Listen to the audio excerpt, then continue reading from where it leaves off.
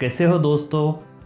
हे दोस्तों, हम में से मैक्सिमम लोग अपनी सेविंग्स को इन्वेस्ट करना चाहते हैं, but most of the time हमारी सेविंग अमाउंट इतनी कम होती है कि हम समझ नहीं पाते कि अपनी सेविंग को कहाँ और कैसे इन्वेस्ट करें, और हम अपने पैसों को सेविंग अकाउंट में जमा करते हैं और इससे हमें कोई खास रिटर्न्स नहीं मिल पाते।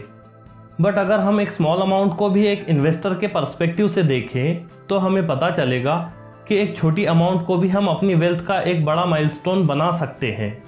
फॉर एग्जाम्पल, आप अपने 5,000 रुपये अमाउंट को सेविंग अकाउंट में 20 सालों के लिए रखते हो, जहां आपको इस अमाउंट पर 4 से 5% इंटरेस्ट मिलेगा, जो कि शायद इन्फ्लेशन रेट से भी कम होगा। तो 20 साल बाद आपकी अमाउंट बढ़कर हो जाएगी 10,956 रुपये, और ये कोई खास रिटर्न्स नहीं है, बिकॉज रखा हुआ पैसा हमेशा अपनी वैल्यू लूज करता रहता है। बट अगर आप सेम 5,000 रुपये को 20 साल अपने लिए काम पर लगाते हो, यानी आप इस अमाउंट को कहीं इन्वेस्ट करते हो जहां से आप 20% प्रॉफिट पर ईयर गेन कर सको, तो 20 साल बाद आपकी अमाउंट बढ़कर हो जाएगी 1,91,688 रुपये, जो एक ठीक ठाक अमाउंट है। बट ये कैसे किया जा सकता है, ये समझने के लिए आज के इस वीडियो में हम पीटर लिंच की बुक लर्न टू अर्न से कुछ पॉइंट्स देखेंगे। So let's begin. Point number 1, inflation. दोस्तों, अगर आप अपने सेविंग पर अच्छे रिटर्न्स चाहते हो तो सबसे पहले आपको इन्फ्लेशन, जिसे हिंदी में हम महंगाई दर कहते हैं, इसे अच्छे से समझना बहुत इंपॉर्टेंट है। इंडिया में इन्फ्लेशन रेट रफली 5% है। इसे एक एग्जाम्पल से समझते हैं। मान लीजिए 2020 में मैं जब ब्रेकफास्ट करने के लिए बाहर जाता था, तब मुझे 100 रुपये पे करने पड़ते थे ब्रेकफास्ट के लिए। लेकिन 2021 में पूरे एक साल बाद सेम ब्रेकफास्ट करने के लिए मुझे 105 रुपये पे करना पड़ रहा है। इट मीन्स सेम ब्रेकफास्ट 2020 के कंपैरिजन में 5% महंगा हुआ, या इसके अपोजिट कहे तो पैसों की कीमत 5% कम हुई, और इसे ही इन्फ्लेशन कहते हैं। तो किसी भी इन्वेस्टमेंट में अगर इन्फ्लेशन हमारे रिटर्न से ज्यादा हुआ तो हम लॉस में रहेंगे, और अगर इन्फ्लेशन रेट और रिटर्न्स इक्वल हो तो भी हमारी सेविंग्स पर हम कोई प्रॉफिट नहीं बना पाएंगे। सो ऑलवेज इन्वेस्ट करते समय हमें इन्फ्लेशन को माइंड में रखना चाहिए, यानी कि हमारे इन्वेस्ट पे हमें जो रिटर्न्स मिलते हैं वो इन्फ्लेशन से ज्यादा होना चाहिए। Point number 2, keeping money in banks. इसे हम 2 पॉइंट्स से समझेंगे। ए, सेविंग अकाउंट्स। सेविंग अकाउंट में पैसे जमा करना या अकाउंट में सैलरी आने के बाद जरूरत के लिए पैसा निकाल कर बचे हुए पैसे अकाउंट में रहने देना, ये सबसे पॉपुलर वे है सेविंग का जो हम यूज करते हैं।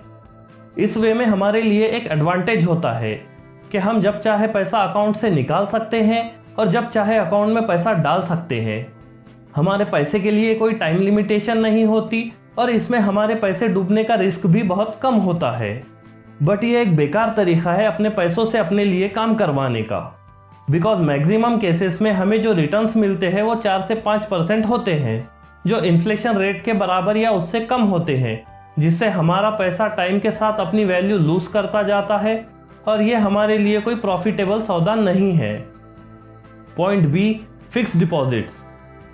बैंक एफडी एक और पॉपुलर वे है अपनी सेविंग्स को इंक्रीज करने का, बट इसमें आपके पैसों के लिए एक टाइम लिमिट होती है, और इस टाइम लिमिट के पहले आप अपने पैसे नहीं निकाल सकते, और इसके एवरेज रिटर्न्स आपको 6 से 8% तक मिलते हैं। इन्फ्लेशन रेट के हिसाब से सोचा जाए तो इसमें भी आप ज्यादा प्रॉफिट जनरेट नहीं कर सकते। एग्जाम्पल, आपको अपनी एफडी पर 8% इंटरेस्ट मिल रहा है, और इसमें से अगर हम 5% इन्फ्लेशन रेट माइनस कर दे तो आपको 3% रिटर्न्स आपके पैसों से मिल रहा है, जो कि एक अच्छा रिटर्न नहीं माना जा सकता। Point number 3, real estate. Real estate invest करने के लिए एक बहुत अच्छा ऑप्शन है, बट रियल एस्टेट में इन्वेस्ट करने के लिए आपके पास लाखों से लेकर करोड़ों में अमाउंट होनी चाहिए, जो सिटी, लोकेशन, फैसिलिटीज, लोकेलिटी और ऐसे बहुत सारे फैक्टर पर बेस्ड होती है। इसमें रिटर्न्स भी इन्हीं सब फैक्टर्स पर बेस्ड होते हैं और रिस्क कम होता है, बट स्टिल हमारा बेसिक प्रॉब्लम वही रहता है कि हम रियल एस्टेट में स्मॉल अमाउंट इन्वेस्ट नहीं कर सकते। ज्यादा इन्वेस्टमेंट अमाउंट स्मॉल इन्वेस्टर्स के लिए रियल एस्टेट का एक डिसएडवांटेज है। Point number 4, mutual funds. दोस्तों, वैसे तो म्यूचुअल फंड्स अपने आप में एक बहुत बड़ा टॉपिक है, जिस पर अलग से दूसरी बुक्स है और ये टॉपिक किसी एक वीडियो में पूरा कवर नहीं किया जा सकता। सो हम इसे ऊपर से समझने की कोशिश करते हैं। इसमें एक एसेट मैनेजमेंट कंपनी होती है जो लोगों के लिए म्यूचुअल फंड्स निकालती है। हम जैसे इन्वेस्टर म्यूचुअल फंड्स में इन्वेस्ट करते हैं। यहाँ इसमें एक एडवांटेज ये है कि इसमें मंथली मिनिमम अमाउंट भी इन्वेस्ट किया जा सकता है। इट मीन्स स्मॉल इन्वेस्टर्स भी इसमें आसानी से इन्वेस्ट कर सकते हैं। आपके इन्वेस्ट किए हुए पैसों को एसेट मैनेजमेंट कंपनी अपने एक्सपर्ट की एडवाइस से स्टॉक मार्केट, गवर्नमेंट बॉन्ड्स और ऐसी दूसरी जगहों में इन्वेस्ट करती है। ये एक्सपर्ट्स कंपनी ने अपॉइंट किए हुए होते हैं और इन इन्वेस्टमेंट से जो प्रॉफिट मिलता है उसका एक छोटा पार्ट कंपनी खुद रखती है और रिमेनिंग प्रॉफिट वो उन लोगों को देती है जिसने कंपनी के म्यूचुअल फंड्स में इन्वेस्ट किया था। म्यूचुअल फंड्स में आपको 5% से लेकर 30% तक रिटर्न्स मिल सकते हैं, बट म्यूचुअल फंड्स के रिटर्न्स रिस्क पर बेस्ड होते हैं। जितना कम रिस्क उतने ही कम रिटर्न्स और जितना ज्यादा रिस्क उतने ज्यादा रिटर्न्स। एग्जाम्पल, अगर मैं बॉन्ड म्यूचुअल फंड में इन्वेस्ट करता हूं जहां asset management company government bonds में इन्वेस्ट करती है, तो यहाँ रिस्क बहुत कम हो जाता है बिकॉज गवर्नमेंट बॉन्ड्स में हमारा पैसा सेफ होता है, तो इसमें हमें रिटर्न्स 8 से 12% तक मिलता है। बट अगर मैं इक्विटी म्यूचुअल फंड्स में अपनी सेविंग इन्वेस्ट करता हूं तो एसेट मैनेजमेंट कंपनी हमारा पैसा स्टॉक मार्केट में इन्वेस्ट करती है जहां रिस्क थोड़ा ज्यादा होता है और इसके रिटर्न्स भी हमें 16% से 22% तक मिलते हैं और यही होता है म्यूचुअल फंड्स का रिस्क फैक्टर। सो अगर हम म्यूचुअल फंड्स को कुछ लाइंस में सम अप करें तो ये कहा जा सकता है कि म्यूचुअल फंड का मतलब है कि आप खुद इन्वेस्ट ना करके आप अपने पैसे किसी और को देते हो जो एक इन्वेस्टिंग एक्सपर्ट होता है। वो आपके पैसे इन्वेस्ट करके आपको अच्छा प्रॉफिट बनाकर देता है और ये करने के लिए आप उस एक्सपर्ट को प्रॉफिट का एक पार्ट देते हो। सो बेसिकली म्यूचुअल फंड्स में इन्वेस्ट करना प्रॉफिटेबल डिसीजन माना जा सकता है। इसमें आपको रिटर्न्स अच्छे मिलते हैं, इससे इन्फ्लेशन माइनस करने के बाद भी आप प्रॉफिट में रह सकते हो और सबसे इंपॉर्टेंट, आप इसमें स्मॉल अमाउंट भी इन्वेस्ट कर सकते हो। Point number 5, stock market. Stock market या शेयर मार्केट को हम सिंपली एक एग्जांपल से समझते हैं। मेरा एक बिजनेस है जिसे एक्सपेंड करने के लिए मुझे पैसों की ज़रूरत है। मैं अपने और 4 फ्रेंड्स को कन्विंस करता हूँ कि वो मेरे बिजनेस में इक्वल पैसा लगाए और मैं अपनी कंपनी में 20% पार्टनरशिप हर एक को दूंगा, यानी कि हमारी कंपनी में 5 इंडिविजुअल्स 20% के ओनर होंगे।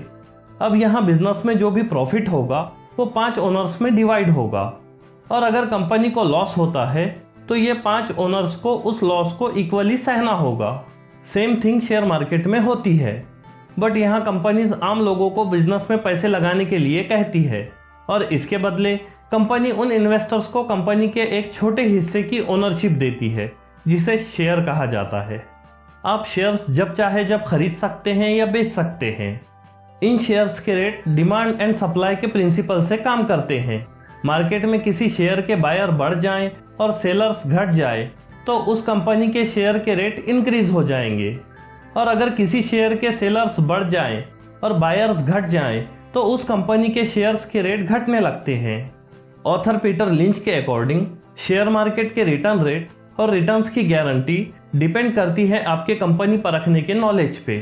वैसे तो कोई स्टॉक इन्वेस्टर वर्ल्ड में ऐसा नहीं है जिसे लाइफ में कभी लॉस ना हुआ हो।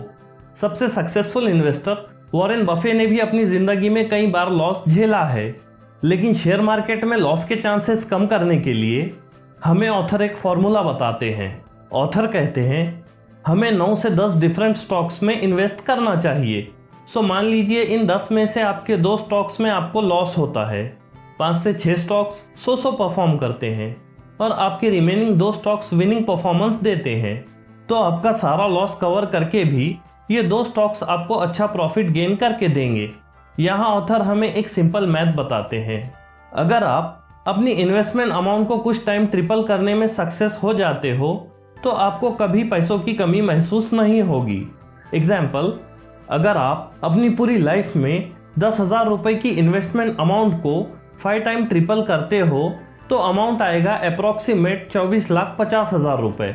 और अगर आप इसी 10,000 रुपए की अमाउंट को 6 टाइम ट्रिपल कर लेते हो तो आपका अमाउंट होगा 2,18,70,000 रुपए। ऑथर कहते हैं हो सकता है कि आप बहुत बार किसी शेयर में अपना पैसा ट्रिपल ना कर सको, बट अपनी पूरी लाइफ में आप ऐसा कुछ बार आसानी से कर सकते हो। स्टॉक मार्केट में इन्वेस्ट करना एक अच्छा डिसीजन हो सकता है बिकॉज इसमें आपको रिटर्न्स अच्छे मिलते हैं, बट ये डिपेंड करता है कि आप स्टॉक मार्केट के लिए खुद को कितना ट्रेन कर सकते हो। वैसे आज के ऑनलाइन दौर में ये कोई मुश्किल नहीं है कि आप खुद को ट्रेन कैसे करोगे। आप बुक्स रीड कर सकते हो, वीडियोस देख सकते हो, आर्टिकल्स रीड कर सकते हो। इवन आजकल ऐसे वर्चुअल ट्रेडिंग गेम एप्स भी अवेलेबल हैं जिन्हें आप रियल मार्केट के हिसाब से खेलकर आसानी से स्टॉक ट्रेडिंग सीख सकते हो। एटलीस्ट आप ट्राई तो कर ही सकते हो। सो अपना ट्राई आज से ही स्टार्ट करें। जब आप कॉन्फिडेंट हो जाओगे कि आप रेडी हो तब आप रियल में इन्वेस्टमेंट कर सकते हो। दोस्तों, ये कंसेप्ट्स मैंने पीटर लिंच की बुक लर्न टू अर्न से लिए हैं।